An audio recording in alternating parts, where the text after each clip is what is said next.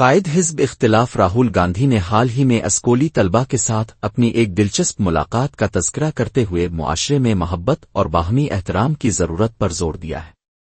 انہوں نے بتایا کہ جب انہوں نے 7ویں جماعت کے بچوں سے ان کی پسندیدہ استانی کے بارے میں پوچھا تو بچوں نے ایلس میم کا نام لیا اور اس کی وجہ ان کا شفقت آمیز رویہ، طلبہ کی بات سننا اور پڑھائی کے دوران خوشگوار ماحول فراہم کرنا بتایا۔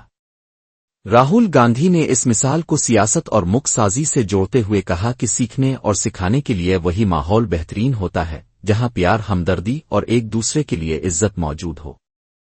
انہوں نے واضح کیا کہ ان کی سیاسی جدوجہد کا اصل مقصد بھی ایک ایسے ہندوستان کی تعمیر ہے جہاں لوگ ایک دوسرے کے جذبات کا خیال رکھیں اور ایک دوسرے کی بات غور سے سنیں۔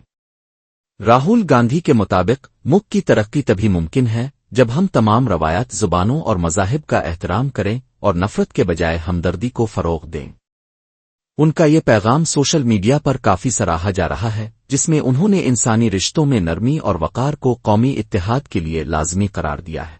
Just before I came here, I had a chat with some of your students. 10 young ladies from 7th grade had a chat with me, and I asked them a few questions. And I asked them, tell me, who's the best teacher?